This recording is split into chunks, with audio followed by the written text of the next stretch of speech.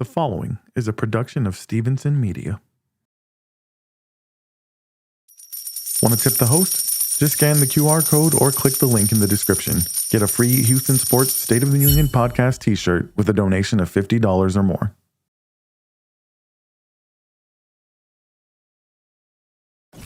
This is the Houston Sports State of the Union podcast.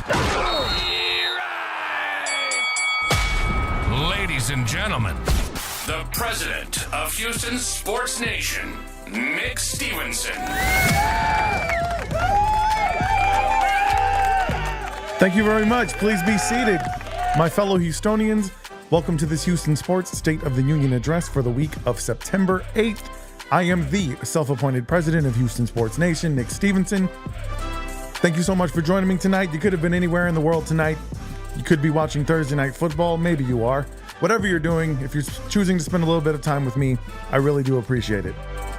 On tonight's show, the Texans are 1-0, but they did not dominate the Colts the way many of us expected. I had a conversation with Joe George of ESPN 97.5 here in Houston. We talk about the Texans and the Colts, and since he's from Chicago and a Bears fan, and he does a Bears podcast called The Bears Line, we talked about the Texans' upcoming Sunday Night Football matchup with the Bears. He also might have broken some news on the show, so you guys are going to want to tune into that. I'll share that interview with you later. The Astros broke their 3-game losing streak against teams who suck. I don't know what's going on with them when it comes to teams that aren't good, but we'll take a look at the schedule and we'll see how they're looking at locking up this division once and for all. And then we'll briefly talk about my latest article in the Dream Shake. And we have 2 RIPs, unfortunately, for tonight's show. We'll get to that towards the end. But while we are here, I would like to remind you, please, of the ways that you can support this show. One of them you're doing right now. You're listening, you're watching. Hopefully by now you're sharing with your friends, your family. You're hitting follow, you're hitting like, you're hitting subscribe, wherever you get your podcast fix. Whether you like to watch podcasts or listen, I will have links to all of the locations where you can listen or watch the Houston Sports State of the Union podcast in the description of this video. Also in the description, there is a link to my tip jar. Also, if you're watching the video, there is a QR code right there in the corner. Anything you guys leave me for a tip will go directly back into this show to continue bringing you content. And a donation of $50 or more will get you one of these sweet Houston Sports State of the Union podcast t-shirts, which now, as you see, come in many colors. I would love to give one away today also. That would be really, really great. So maybe we'll do some Houston sports trivia if anyone's interested in doing that and winning a free t-shirt. Also in the description, you will see links, affiliate links for both Houston Sports fan gear and the equipment that I am using to bring you this podcast. I don't know why I feel like my microphone is like super high, so I'm gonna drop that for a second.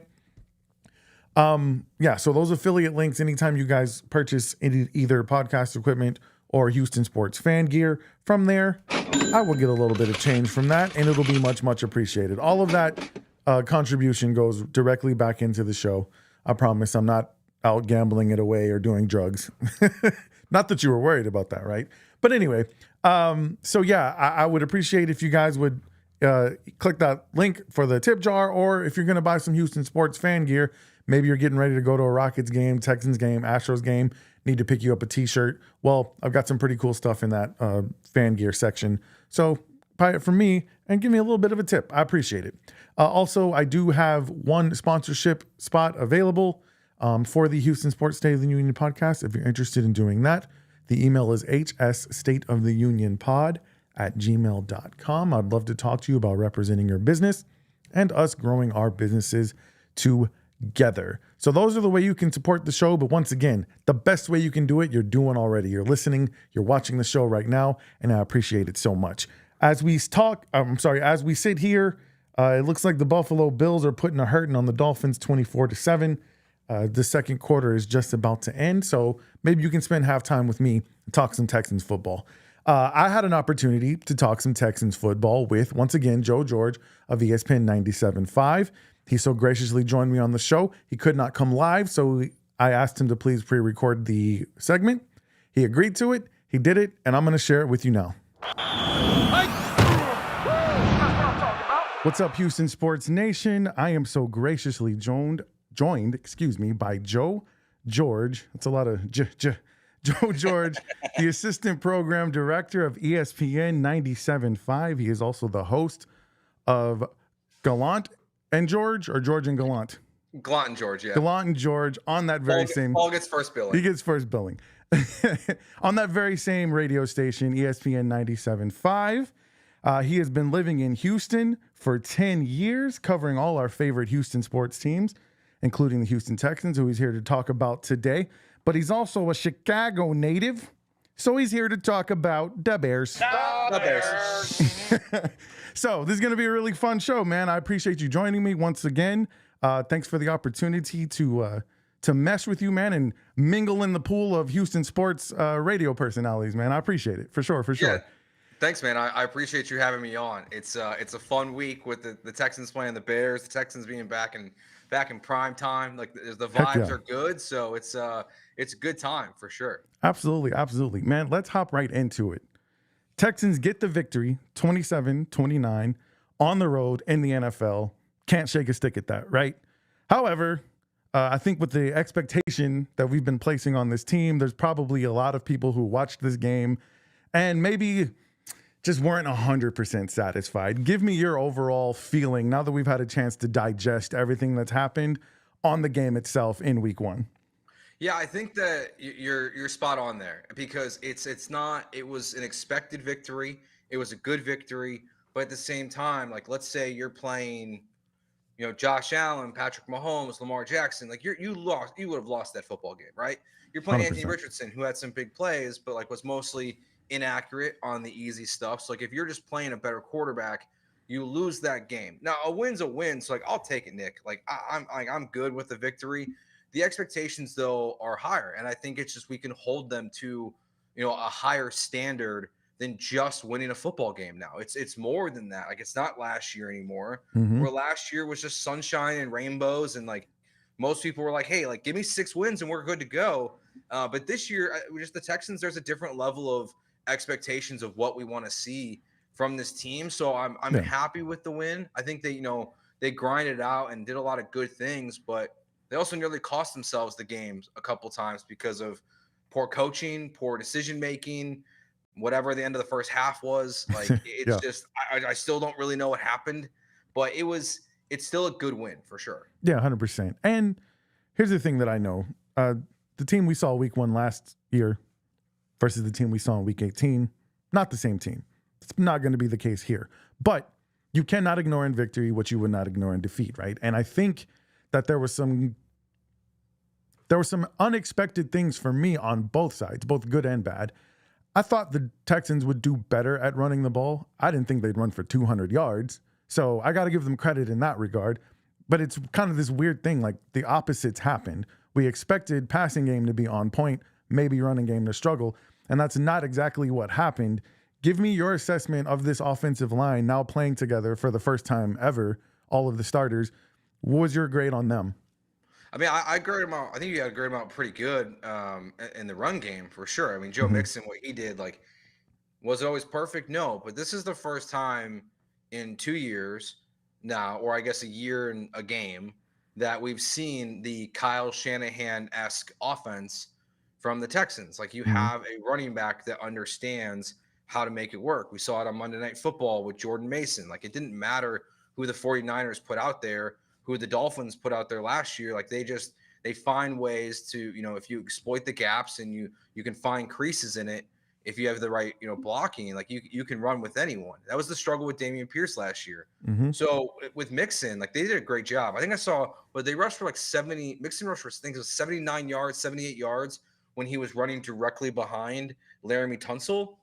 I mean, it's one of the best left tackles in the NFL. So like that's expected, right? Right, for sure. So that was very surprising. Like I was very impressed with what they did. I'm with you. Like I expected the run game to be better, but what we were hearing in training camp, what we saw, it is preseason. It is Dameon Pierce. It is backups. It's not Laramie Tunsil at left tackle. Right. It's Blake Fisher, but the running game left a lot to be desired, leading into week 1. So they surpassed every expectation.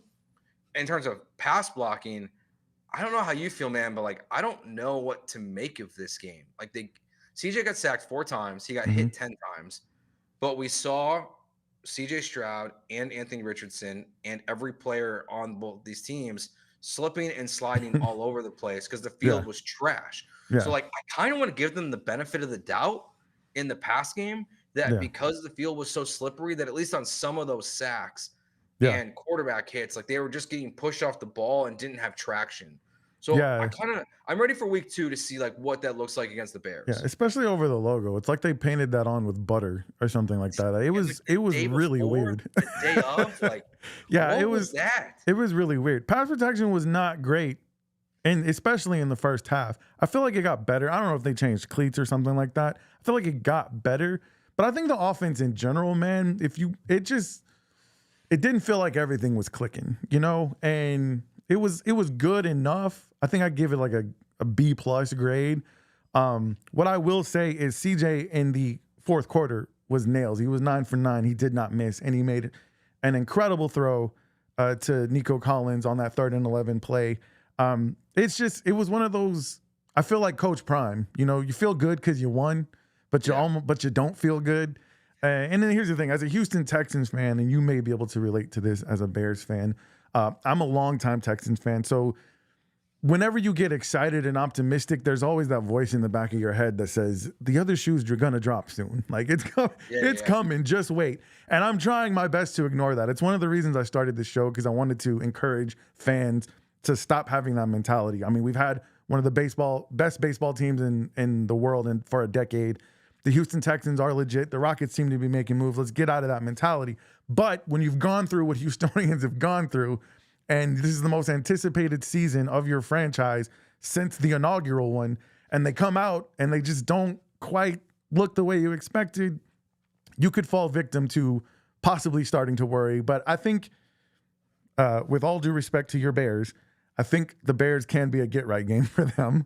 Yeah, for sure. For sure. The other thing about the offense from this game, where it's like the offensive line, like I'm just going to give it the benefit of the doubt, is that we know what CJ is, and I can't remember who put this stat out, but the average passing yards from the quarterbacks during the noon kickoff games was 185 yards across the NFL.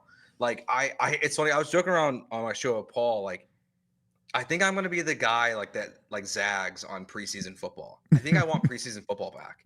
Like football was just bad across the NFL. Like it was not good.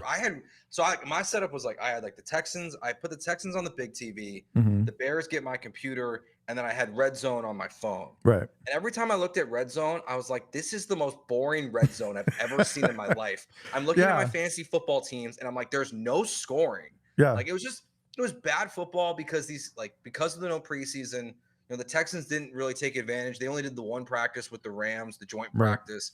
So like they didn't even do that. So that's where it's just like the offensive line. Like the offensive line, I'm giving the benefit of the doubt. The Texans offense, CJ Stroud, like I know, like this might be the worst game of the season for him. Honestly. Yeah, for sure. It feels like it's starting to get to that college football level. Like no preseason. We're working out all our jitters in week 1. And I think that's only going to get worse, because if we go to an 18-game season, I'm pretty sure that means we're losing another preseason game. Yeah. And at this point, why even have them? I say, like, you might as well just skip them entirely. But I understand, you want to set your roster. You want to give maybe some guys a chance to actually get on the field.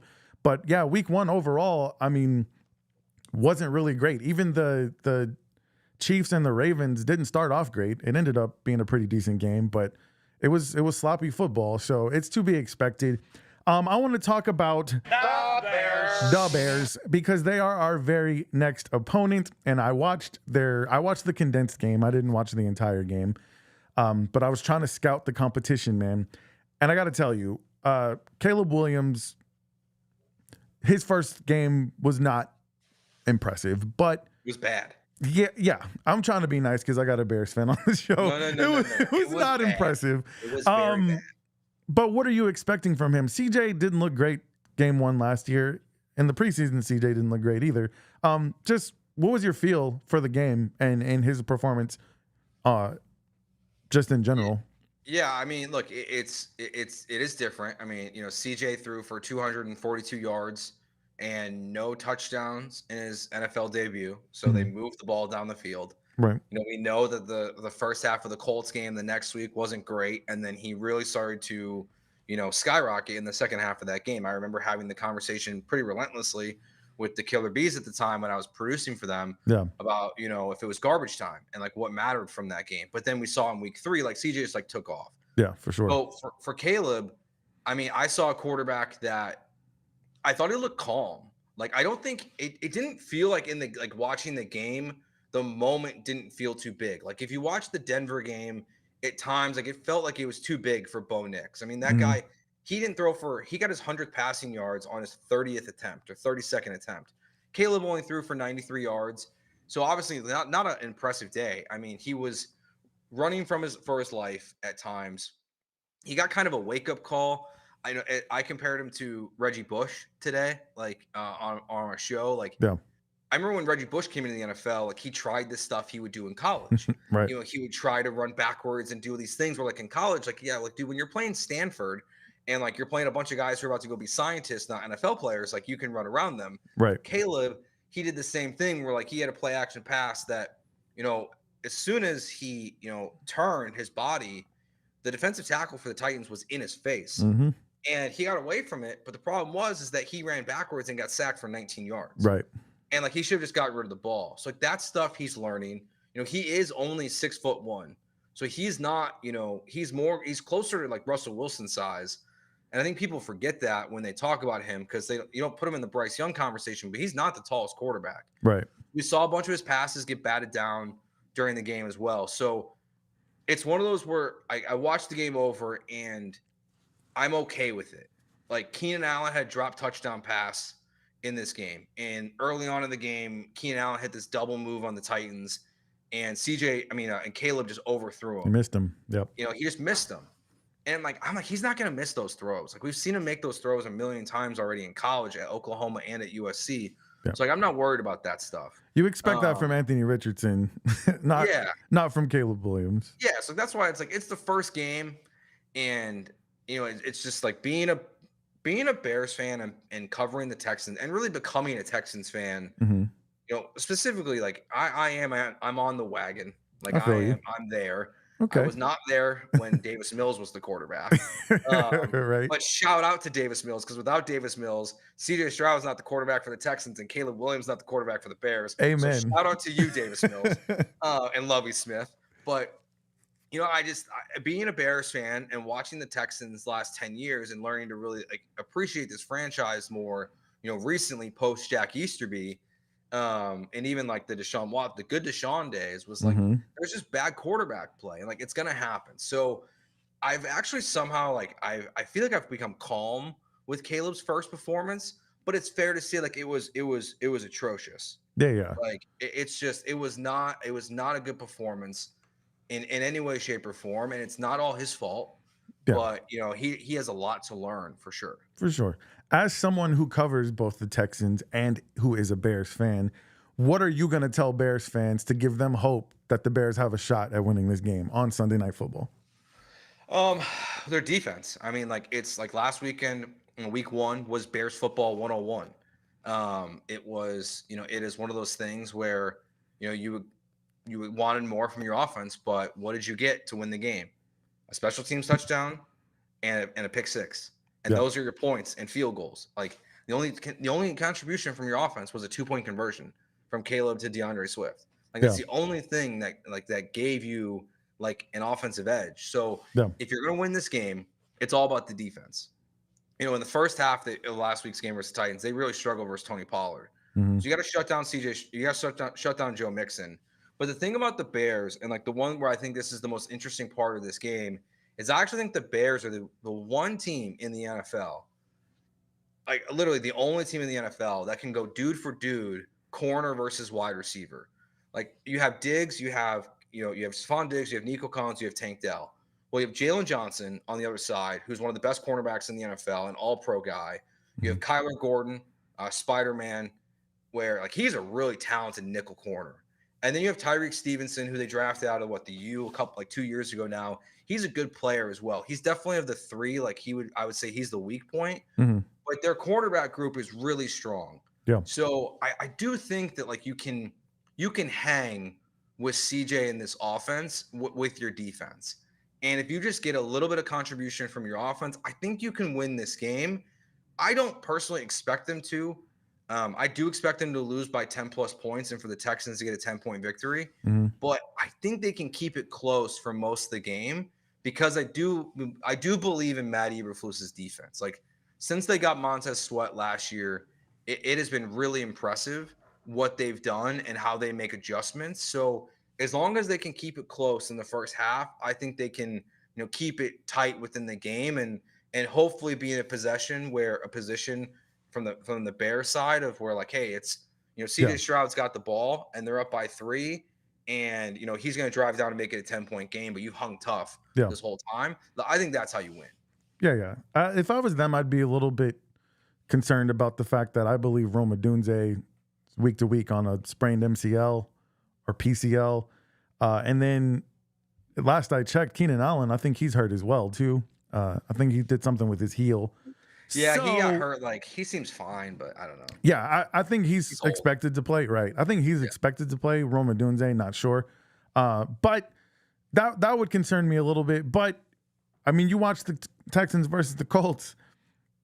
I would say, hey, Caleb, whoever, just run a streak on Jimmy Ward and see what happens, man. I mean, Jimmy Ward was awful in that game, and I don't know. We had similar problems with that last season, man, before he got hurt. So I don't know how much longer D'Amico. I know that's his guy, but I don't know how much longer he's gonna be able to let that go if that keeps happening. They just gave man. him another year on his contract. I know, man. I don't get it. Like I didn't see it last year. Yeah. I didn't really see it with the signing up for Jimmy Ward, and then to see what happened. Like, I mean, I'm DJ sure he's a very Moore- smart player. I'm sure he knows D'Amico's defense, and that's valuable. But man, I mean, how many times are you gonna be? You gotta be like a drum. How many times are we gonna watch you chasing a guy into the end zone? It's insane. But yeah, I'm looking forward to the game because it's Sunday Night Football. The Texans are back, man. And it's the Bears, whatever you say, man, they're a legendary franchise. You cannot think NFL and not think about the Bears. So the fact that we get a chance to be on Sunday night playing a legendary team, playing the number 1 overall pick, I'm excited. It's going to be a good time, man, for sure. Give me your Texans keys to the game, if you will, since you've told me what the key for the Bears are. Give me your Texans keys for a victory. I mean, I think it's simple. Like looking what happened to the interior offensive line. The center for the Bears got put on his ass like 3 times. It was embarrassing. Yeah, it really looked like I don't know the best way to describe it. Like it was almost like an NFL player going against a freshman in college. Like that's how it looked. Like I've never seen an offensive lineman on the ground that much. Yeah. The tackles are good, but the biggest problem for the Bears is the interior offensive line. So what we saw from the Texans, which that works well for them, because you saw the 2 sacks they got, right, were from Foley Fatukasi and from Mario Edwards. So even without Danico Autry, is like you got to feed the middle. And if the Bears can't get the run game going with DeAndre Swift, I do think that this is going to be one of their biggest struggles. So get the pressure in the middle and make Caleb's day a nightmare, because I think that will continue to happen. Yep. And then if you can stop DeAndre Swift, like I really don't know how the offense is going to move the ball that well. And tell Jimmy Ward to stand on the end zone line to not get beat. Like just tell him to back up 30 yards each play and just like, hey man, like we're going to put you so far back, everything has to be in front of you. I don't know. Like that's the one where I do think you're right. We're like, if the Bears can find a way to get DJ Moore specifically, or, Tyler Scott's one of their fast wide receivers open, I think they can expose that. But if they just get the interior pressure, like they're going to make it tough for Caleb. And honestly, I expect D'Amico, like his mind, his intelligence to really cause problems for Caleb Williams on Sunday. Like his second start, like it's like CJ last year. Like think about it. Like of all the teams you want to go against week 1, if you're CJ Stroud, the Baltimore Ravens would not be at the top of my list. Right. Like, and I feel the same way with Caleb with this game. It's like week 2, D'Amico Ryans, like a guy who's been a defensive coordinator in a Super Bowl, a guy who is, took his team from last to a playoff victory in a year. Yeah. So I think like the biggest things on defense, because like CJ is going to get his. Yeah. And if you get like 80 yards from Joe Mixon, like I'm not expecting a $160 from him like he got this week. But I think it's just all about that interior pass rush. If that's good for the Texans, they should feast. Honestly, I would say on the Bears. Yeah, for sure. And I think here's the one thing I would tell Bears fans, if you care about this kind of thing. Historically, the Houston Texans have had some bad games against rookie quarterbacks. Maybe not in recent history, obviously, because we have a much better team. But hey, you gotta hold on to whatever you can, right? All right, you are a radio host in the city of Houston. You are a Chicago native and a Bears fan. We know you told us who you think is going to win, but what everybody really wants to know, Joe George, is who are you rooting for in this game? All right, so 12 o'clock on Friday when Gallant and George starts, I got a surprise to start the show. Okay. It's not really a surprise. I'm just gonna tell people what I'm doing. I told my wife today because my stuff got in from Amazon. Okay. I'm shaving the beard. What? I'm leaving the stash. Okay. I got the big sunglasses.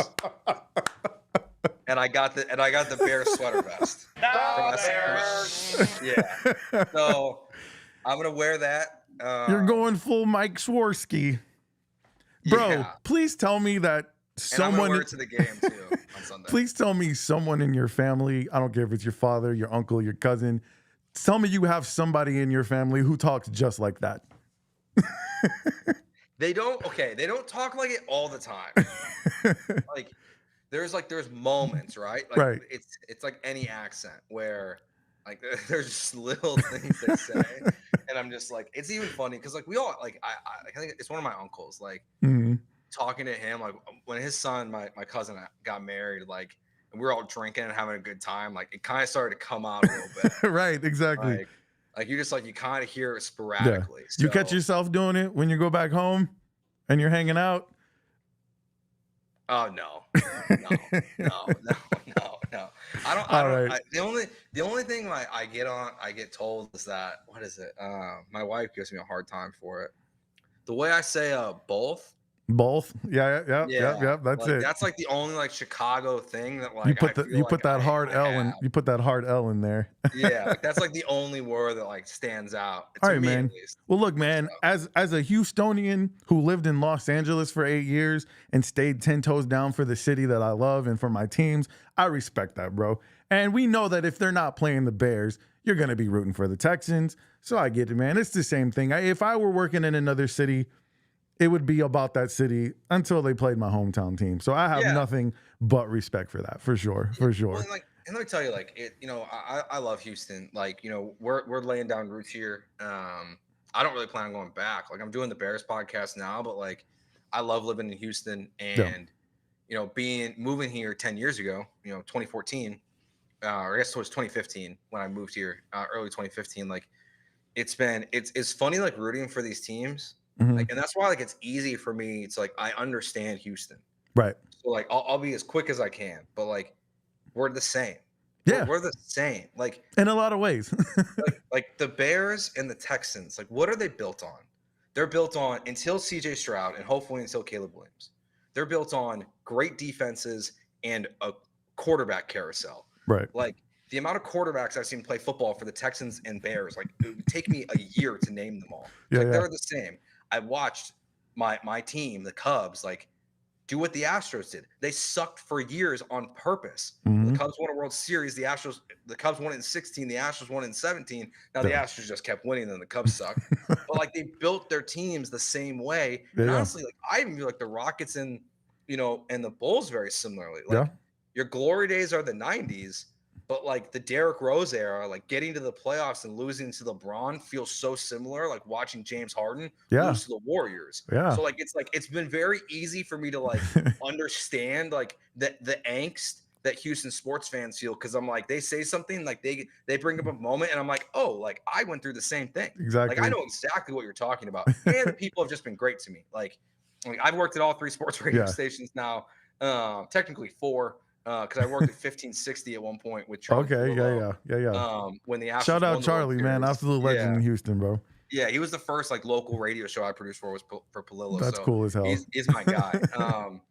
But yeah, like it's been great. Like I feel like the listeners like have really embraced me.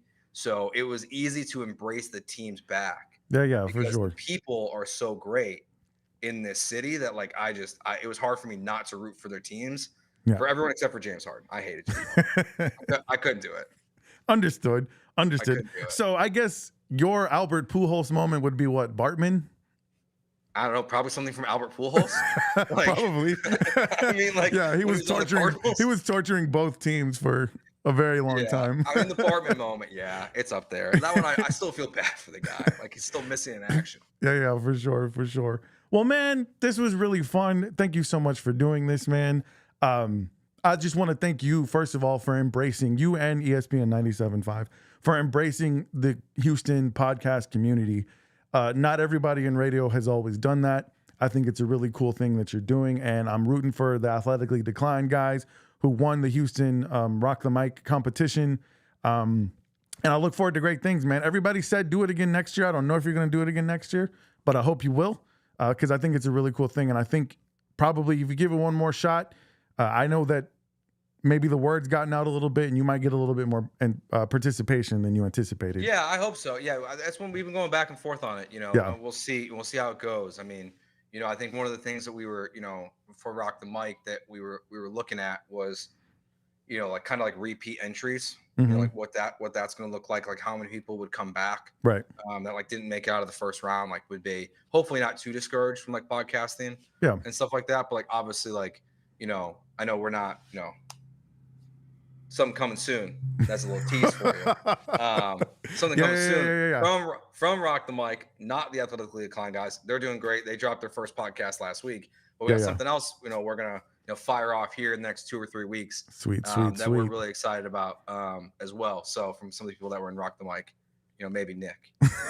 maybe. Hey, man. So me, as a Houstonian, I say I don't speak it into an existence until it's I'm speaking it in my head, obviously. Yeah. But yeah, I would love to have the opportunity to work with you guys in any capacity. It's like me and Ruben said, bro, we'll clean the toilets if y'all want us to. No, we ain't doing that, bro. But man, thank you so much. It has been a pleasure to meet you, to meet everybody from ESPN 97.5. You guys were wonderful hosts. I'm gonna see you at the listener appreciation party. Awesome. I already got my tickets. My wife and I will be there, so it's going to be fun to hang out with you guys. But you guys, the good news? Did you hear the cool news we dropped today? What's the cool news you dropped today? I must have missed it. At the ESPN 97.5 listener party, we secured the 2022 Astros championship trophy. What? It's going to be there at the party. So everyone that goes, whether you win tickets or buy tickets, you'll get a shot to get a photo with the trophy at the party. You know what? Dope. I'm not mad that you guys dropped the price by $10 after I bought my tickets anymore. It's gonna be worth it. You're gonna get a refund of that, by the way. Don't worry. It's all good, man. Thank you so much for doing this, guys. He is Joe George. He is on Gallant and George from 12 to 3 on weekdays on 97.5 ESPN. Thank you so much for doing this, man. I look forward to doing it again. And go Texans. Sorry. Go Bears. Da Bears. That's who we're playing on Sunday night. It's going to be super exciting. Man, Joe George, 97.5, a man who wears many hats. He's the assistant program director. He was the main organizer of the ESPN Rock the Mic competition, and he hosts the show, and he hosts it from a producer's mindset, man. He's a really cool dude, and the fact that he came on this show, I'm very, very appreciative. And he let it slip, something that honestly, he kind of confirmed it for me. I thought this might be happening. But if you guys are not aware, I do another show with a very, very talented young podcaster in the city of Houston named Ruben Calvillo. Put some respect on his name. I've said his name wrong multiple times on our new show. But it's called the Twin Toros Podcast. It's a Houston Texans podcast. It's been really fun to do. We've got 2 episodes out right now. You guys can find the playlist on the Houston Sports State of the Union podcast YouTube channel, or you guys can subscribe to 713 Houston Sports. Ruben, like I said, he's a hustler, man. He's a dog. And one of the reasons I've been doing podcasting by myself is because I've found it hard to find somebody with his drive and his passion for it. But he was in the ESPN Rock the Mic competition as well. We were both disappointed that we lost. And we decided, hey, man, let's link up and do something together. And Joe so graciously met up with us a few days after the show, after the Rock the Mic contest was over. And you got to understand, man, when we lost, everybody in that building who had to tell us, hey, sorry, but you're not going to win, they felt really, really bad about it. And they were extremely apologetic. Like, you could tell it was a very uncomfortable situation for them. And for me, yes, I was disappointed. But like I said, man, it was one of the coolest things that I've ever done. I got to get on the radio and I got to talk Houston sports. Well, at that, I guess I'll call it a brunch, we put our heads together and me and Ruben decided, hey, man, let's try to start another podcast. And Joe suggested that there was a possibility if Ruben and I linked up to do a podcast, which we are doing, the Twin Toros podcast, that there may be an opportunity for us to still have our podcast distributed by ESPN 97.5. And so, as you said, he said there might be something coming in the next couple of weeks with someone else from the ESPN Rock the Mic. Well, we can confirm, Ruben and I, that our podcast will be distributed by ESPN 97.5, will be a part of the team.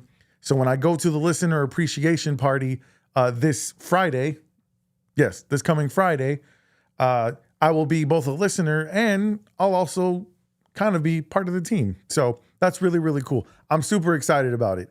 It's like, I told you guys before, it was almost better that I didn't win the ESPN 97.5 because getting that close just to fall short, that really just drove me to want to do this even more and do it even harder. So the fact that passion, that drive led me to someone else who's got an equal passion and drive in Ruben, and we put our heads together. And I'm not going to lie, man, I think our show is dope. I think Twin Toros podcast, we've only done 2 episodes. The first one wasn't even supposed to be an episode. We got together and we said, hey, let's do a practice, try to get some chemistry. And man, we had it right away. And I think the first 2 episodes are dope. And people are responding. We've got over 1,200 views on both of the videos. I think we're up to 1,500 on episode 2. So I'm really looking forward to doing that. And I'm hoping that you guys will please support that podcast, Twin Toros podcast. Once again, you can either find the playlist on my Houston Sports State of the Union podcast channel or subscribe to 713 Houston Sports. Ruben, he does daily content. He is a huge Texans fan. The majority of his content is Texans. More than likely, Texans are probably the most popular team in this city anyway, because we're Texas. We love football. So, man, this dude, he's 26 years old, and he's got the grind, man. He's been doing this since he was 20. So I feel really blessed that he even chose me to partner up with and do this thing, man. So we're going to be on ESPN 97.5. We're meeting with Joe and some other guys from the station next week to get all the details. As soon as I have them, I'll give them to you. I hope you will continue to support me on ESPN the way you have been supporting me here. Continue to support Ruben and the Twin Toros podcast. And I'm just super excited about that. It's really, really cool. So it's been a cool year for me, sports-wise. I'm writing for the Dream Shake. I started a Houston sports podcast because I love it. Put 2 things that I love, Houston sports and podcasting. And now I have an opportunity to team up with the guys at ESPN 97.5, even though I lost the competition. How cool is that? CJ Pie is in the building. What it do, brother? Thanks for joining, man. I don't know if you just got off work. I started at 8:30 and just finished up doing the State of the Houston Texans. CJ, while you're there, man, let me know what you thought about the game on Sunday. Let me know what you thought about the offense, about the defense, about the special teams, about Jimmy Ward, because I'm getting ready to hop into a brief State of the Houston Astros, man. But if you want to keep talking Texans while you're here, I would love to do that. But CJ, I don't know if you heard, but I just announced, and technically Joe just announced, that even though I did not win the Houston Rock the Mic, the ESPN Houston Rock the Mic competition, myself and another one of the gentlemen who were in the competition but did not win. We teamed up together, started a new Houston Texans podcast. It's called The Twin Toros, and that podcast will be distributed by ESPN 97.5. So it's really, really cool. I can't wait for that. It's just going to be an exciting experience for sure. Okay. Yeah, so CJ, if you're there, anybody else want to talk Texans, man, I might give you a chance to call later, CJ, if you'd like. But let's go ahead really quick and do the state of the Houston Astros. All right. Honestly, I don't know what the deal with the Astros is. You know, they sweep teams like Kansas City, and then they get swept by Cincinnati. And now they lose 2 out of 3. Something about the Athletics. I don't know if it's the green jerseys, but they are our kryptonite. I don't know what it is. But we lose 2 out of 3. We're on a 3-game losing streak because we lost the last game to, we were on a 3-game losing streak, and we lost the last game to Arizona. But they break that losing streak today. I believe they won 6-3 versus the A's. The good news is the Mariners keep losing too. So we're still 4 games ahead in the division with how many games left to go? Let's look at the schedule really quick. We have 1, 2, 3, 4, 5, 6. I'm going to actually count this. Sorry, guys. 1, 2, 3, 4, 5, 6, 7, 8, 9, 10, 11, 12, 13, 14, 15, 17 games left. And we're playing the Los Angeles Angels twice before we get to Seattle. San Diego is a good team. But, man, all we got to do, really, I'm reading CJ's comment. He says we can't hit with runners in scoring position. I know, dude. It's really weird. But against really good teams, we do. And it's all about that bottom third of the lineup, man. We got to find a combination that is consistent in that bottom third. And I think there's still a chance to do that. Hopefully the Los Angeles Angels series will be a get-right series before you go to San Diego, and you can at least win 2 of those games. I think if you... God, is it too much to ask to sweep LA one of the 2 times we play them? At least sweep them while you're at home. Maybe not on the road. Get 2 out of 3 on the road. Please sweep them at home because I believe the home is the 4-game series, if I'm not mistaken. So let's do that. And then by the time we get to Seattle, that series should be to put Seattle away for good. But if you mess around and you lose 2 out of 3 to LA, or heaven forbid, get swept, and then you got to go play San Diego, you're really going to be cutting it close. And I know that Houston teams love to do that to us, but that's just a little bit too much, man. Like, can we please let's get on a nice little streak going into October, hopefully into October, because at this point, I don't even know if we have a chance to catch Cleveland. Let me once again. Excellent live radio when I check things in real time. Are we going to be able to catch Cleveland? Cleveland 84-63. I mean, we'd have to go on a wicked streak, and they'd have to go on a wicked losing streak, which they just recently lost. I don't know. At this point, I don't even care if you catch Cleveland. Please just get in. Just get in. Let's see. CJ says, I would love to see the record against the White Sox and Athletics combined this season. I bet it's a losing record. I bet you're right, CJ. And you know what? I'm going to Google that for you when the show is done so that I can let you know next week. But yeah, here's the deal. I think we have a good pitching rotation for the playoffs. I don't know how you feel, CJ. But obviously, I think Fromber's number 1. I know some people think that Hunter Brown should be number 2. And I would be good with Brown or Blanco at number 2. Kikuchi, your 3rd starter. To be honest with you, man, I don't want Arrighetti anywhere near a playoff game. He just scares me too much. So I think you do Brown or Blanco in game 2. And then Brown, whoever you didn't play in game 2, you play them in game 4. And then see how the schedule lands. Maybe you can go back to Fromber in the 5th game. Usually the number 1, it depends. Usually the number 1 starter starts in the 6th game, right? And the number 2 starter is in a game 7. Man, I would be really afraid to put Arrighetti in a playoff game. But I guess you play that by how the first 4 games of the series goes. I'm not entirely sure. But man, here's the deal. The Mariners suck. So for the Astros to blow this opportunity to win the division, they would really have to blow it. I mean, really, really have to blow it. And I don't see that happening.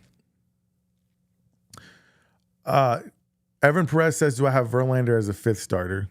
Yeah, I would put Verlander before Arrighetti for sure. If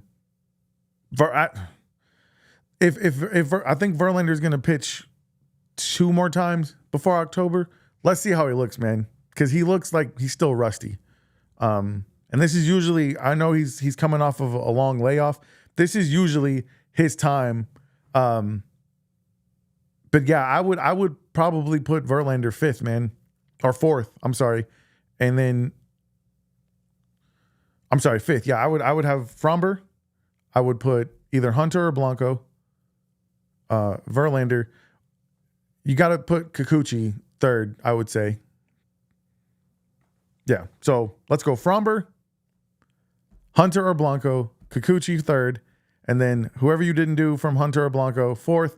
And then, yeah, if you have a 5th game, that sounds crazy. I know, because it's Justin freaking Verlander.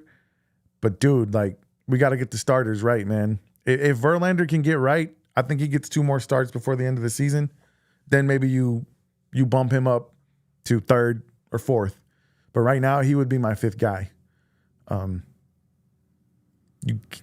don't like I said, I don't want Arrighetti anywhere near a playoff game unless we're up by like 15 runs. I don't know, man. So the state of the Houston Astros, it's good. It's good. It's getting a little scary, but it's still good. So I would say I'm hoping by the time we get to the last Los Angeles Angels series, they somewhere between the last Los Angeles Angels and at best case scenario, I don't want to drag this into the last series of the season. By the time we get to the Seattle Mariners, can we please be closing this thing out for good? We got to get to the Mariners and let's just sweep them. Let's just get it over with. And I would be extremely, extremely happy. CJ says, we don't know what Kikuchi can do in the playoffs. That's why I have him off. You have him off the rotation completely? Bro, you have Kikuchi off? No way. Dude, no. I mean, listen, I know he had a 5 ERA when he got here, but since he's been here, dude's been nails. Yeah, I can't agree with that one. See, man, this is why you need to come on the show. Because everybody I have on this show so far, we pretty much agree on everything. I need to have you on the show so we can have, I mean, I don't want to be like first take or anything, but you know, we got to get you on the show. There's no way in the world you leave Kikuchi. What did you trade for him for? You might have, bro, no. You gave up 3 players for him for the playoffs. There's no way in hell. Dana Brown and Joe Estrada should both be fired if Kikuchi is not in the rotation in the playoffs. Fire them both. I'm sorry. That's insane. Bro, go ahead. Bro, hold on a second. You know what to do. There's the number, 832-835. I got to hear your justification for this. 832-835-3141. We got to hear CJ let us know why in the world he's leaving Yusei Kikuchi off of his playoff rotation. This is too much. Let me know if you're going to call, CJ. Really quick, I'm going to do a state of the Houston Rockets. Not a lot going on with the Rockets, but I do want to remind you guys that I am writing for the Dream Shake. My most recent article is out now. It is an article on Tari Eason and about how this is a very big prove-it year for him. It's the offseason. There's not a lot going on. One of the subscribers even put in the comments that they're totally tired of the make or break narrative. CJ, give me just a second. CJ, hold a second. I'm going to get right to you. Can you hear me? Yeah, CJ, just stay on the line. Okay. So the make or break narrative about basketball and everybody on this team, it is getting tired. I agree with you. I just want to point out that Tari Eason is the guy who talked hella crap to the Golden State Warriors last season, and he played 22 games more than I did. And that was a very dumb thing for him to do because he forced his team to get waxed by the Golden State Warriors while he sat on the sideline looking like a kid whose mommy put him in the corner. So my article kind of addresses that and addresses what they need from him. I know it's probably kind of it's a slow news cycle for the NBA, but the NBA is going to be picking up in October. There's going to be a lot of exciting things going on. I told you guys I have the interview coming up with Miriam Fader. I'm actually interviewing her on October 1st. So whatever show I do after that, I will play that interview on the show, and I will be writing an article in the Dream Shake about that interview. Miriam Fader, if you're not familiar, has written in a biography about Hakeem Olajuwon, and my editor chose me to be the one to interview her for the Dream Shake article. I'm extremely honored by that. It's going to be super cool. I'm waiting for the book to get in the mail so that I can read it. And then I'll be, like I said, conducting that interview on October 1st. Very, very cool. I'm going to hopefully parlay that into maybe meeting Hakeem Olajuwon, or at minimum, getting him to read my book. But yeah, and the last thing I want to say is rest in peace, Carroll Dawson, the former GM of the Houston Rockets. He passed away today at the age of 86. He's not I don't believe he was a Houstonian, but he's from Texas, and he is an extremely, extremely huge legend in the city of Houston. They actually didn't have a number to retire for him, so they retired his initials. If you go to Toyota Center, there's a jersey up there that says CD, Carroll Dawson. So he will be extremely missed. He's a Houston legend. He's the one who put together our championship teams, and it's a pretty sad day in the city of Houston. So condolences to his family. If you guys get an opportunity to see this, we thank you for sharing Carroll with us. I'm sure he was a very busy man while he was working for the Rockets all the way up until 2007. But may he rest in peace. And once again, condolences to his family. All right, CJ, are you there? CJ, hold on a second.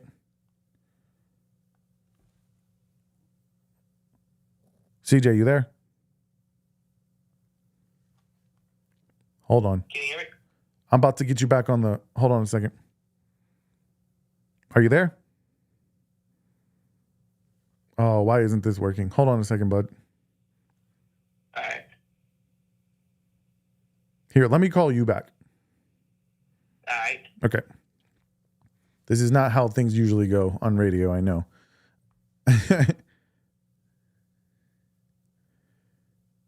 Why is this Bluetooth not working? Okay, hold on a second.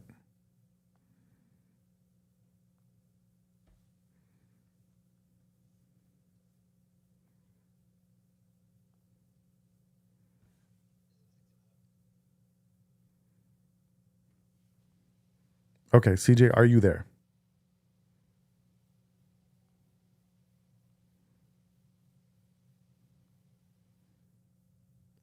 CJ. Hey, all right, you there? All right, I'm going to have to play you through the microphone, yeah, because for some reason my Bluetooth is not working. That's annoying. Exactly. All right, man. It's cool, bro. I got you playing through the microphone. Go ahead and say loud and proud why in the world you are not starting Kikuchi at any point during the playoffs. Okay, so I didn't say any point in the playoffs, but this is my rotation as we speak. Okay. So I'm a big honor system.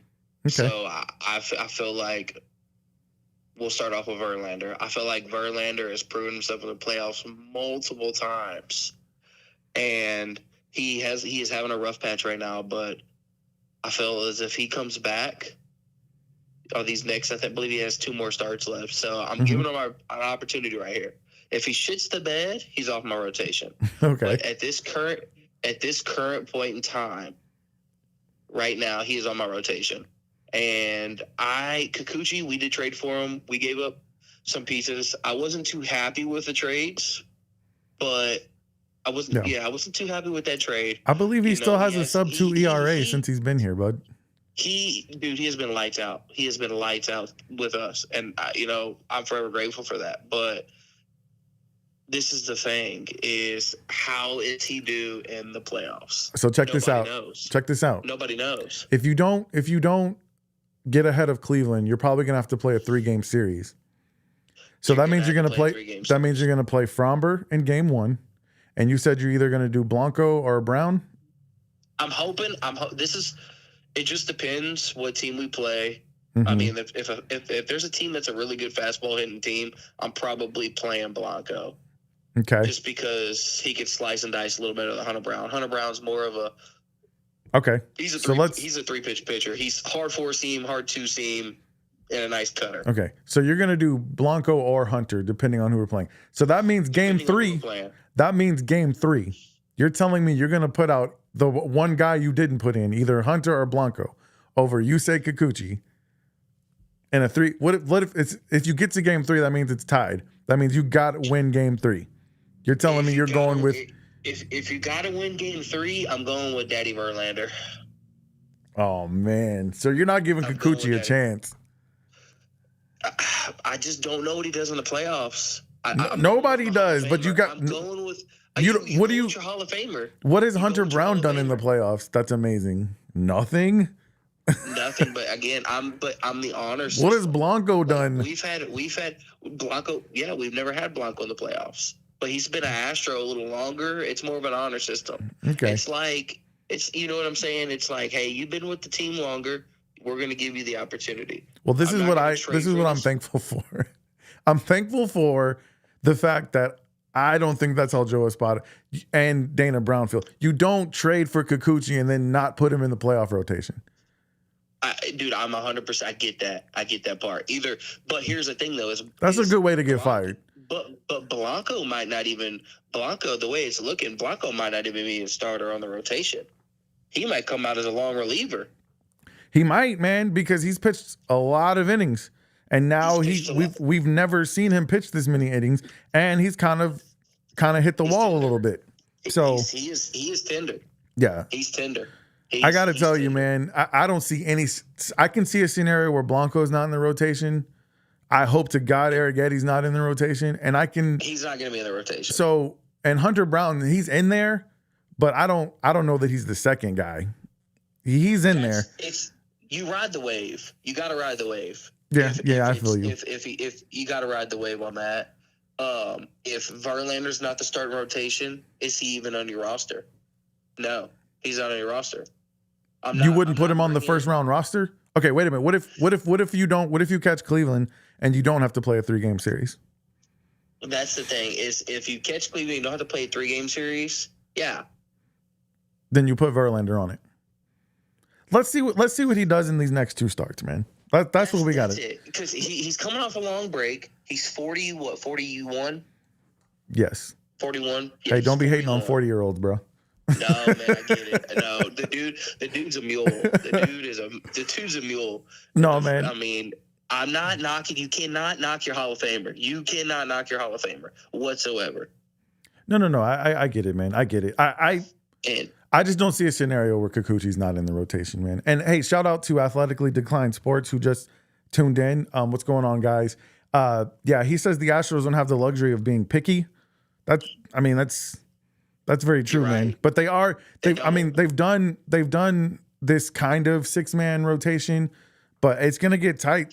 It's gonna get tight in the playoffs, man. And I would be shocked if Kikuchi's not in there, dude. Like, I would be shocked. Man, we got a bunch of we don't have a bunch of A, you know what I mean? We got a bunch of B positive players, B plus players, and it's like you're trying to look for that A plus. And I mean, is Verlander giving it to you right now? No.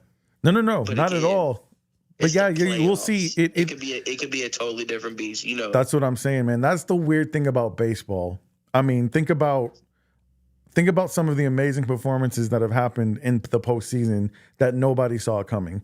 And let me tell you, dude, nobody wants more than me than a Justin Verlander throws 8 innings. Yeah, he throws 8 innings of shutout ball. Like, that would, bro, I'm telling you right now, I would cream in my pants if that happened. But 100%. I just don't. Grand finale, because he's a free agent next year, I believe.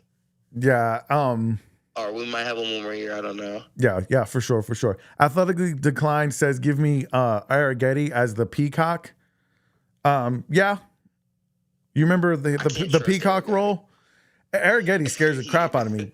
Peacock came in. Peacock came in a situation where I don't think, like when he came in, I don't know if you remember that in 2017. I was scared as hell. I was like, why the hell is Peacock in there? I remember it. And then he balled out. Yeah, he balled out. So that's the cool thing about October, man. I just, first of all, we're kind of getting a little bit ahead of ourselves because we need to finish off the Mariners. I'm hoping by the time we get to that Mariners series, that's what we'll be doing.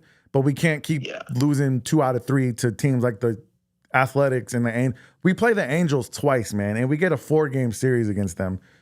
We should be closing out the division by the time we get to Seattle. If it's not 1 already, the Seattle series needs to be to win the division. That's how I feel about it.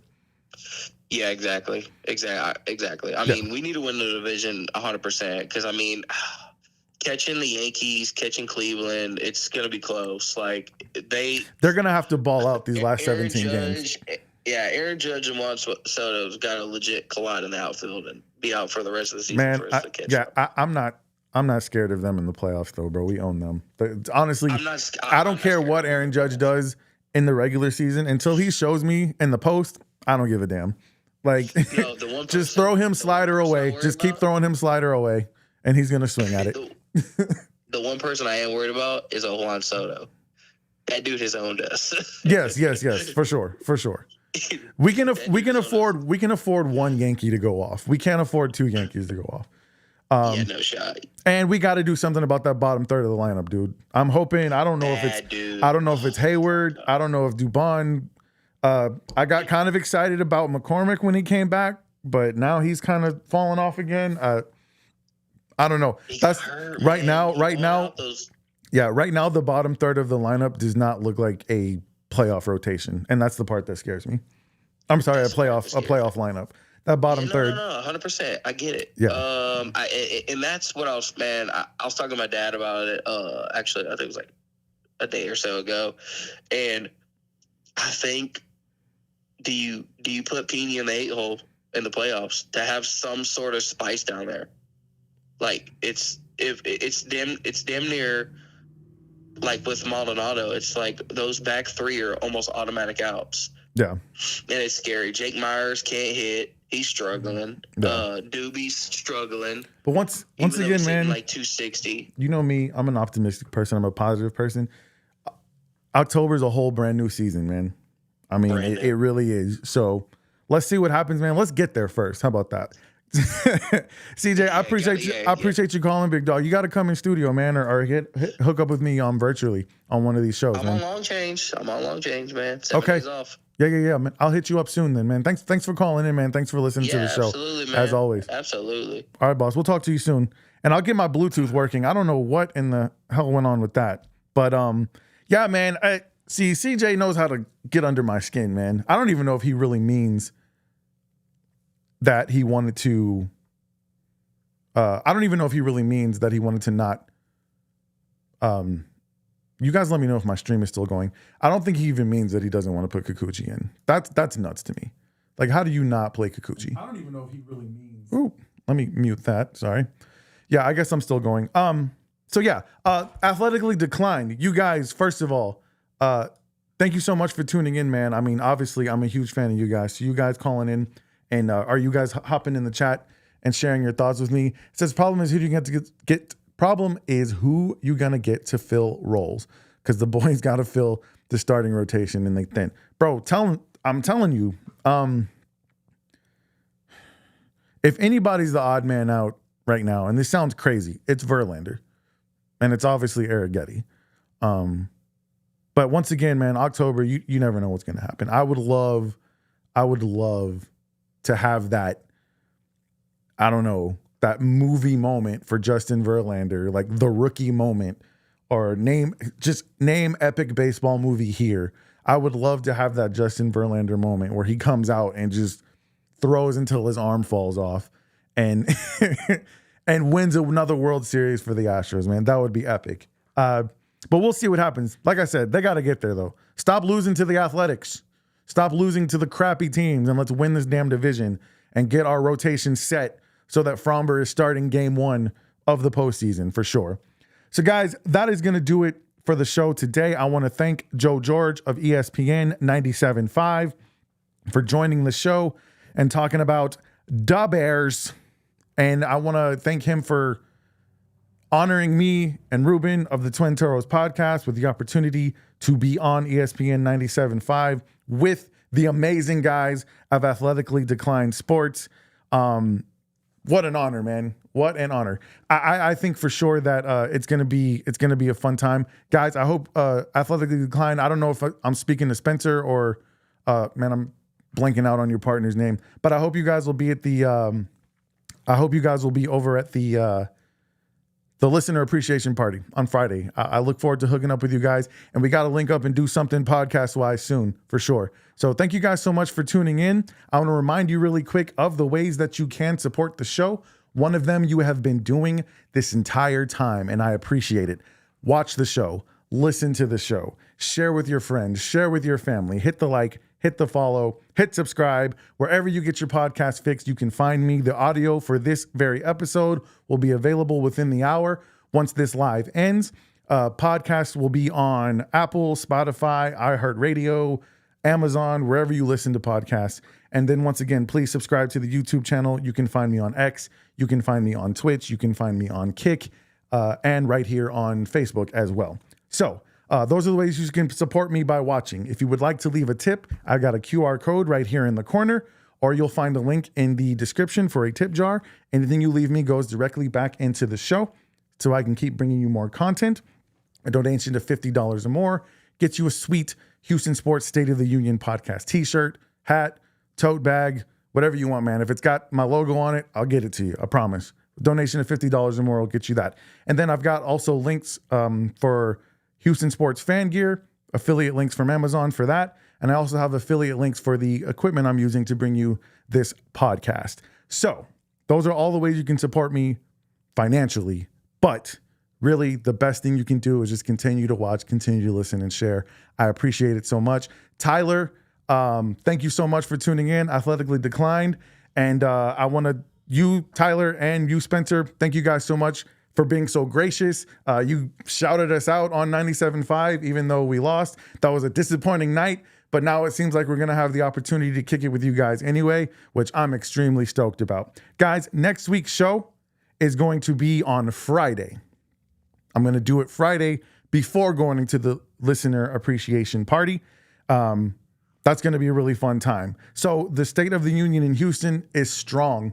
It is very strong. What a wonderful time. Guys, we got Sunday Night Football coming up against the Bears. Can you hear the NFL music right now in the background playing? Can you see CJ Stroud running out with a flag in his hand? Man, it's going to be epic. I'm pretty sure all the legends are going to be there. JJ Watt, Andre Johnson. Maybe we'll even get a Bobby Fino sighting. That would be sick. Guys, it's an amazing time to be a Houston sports fan, an amazing time to do Houston Sports podcast. I thank you guys so much for joining me. I'll see you next week. In the meantime, you know what I want you to do. Stay 10 toes down for H-Town. I love you. Good night. This has been the Houston Sports State of the Union podcast, hosted by Nick Stevenson. Tune in next week for more news and analysis of your favorite Houston teams. Please follow the show on Facebook, Instagram, the app, formerly known as Twitter, if that's even really still a thing. And don't forget to subscribe to our YouTube channel for more content.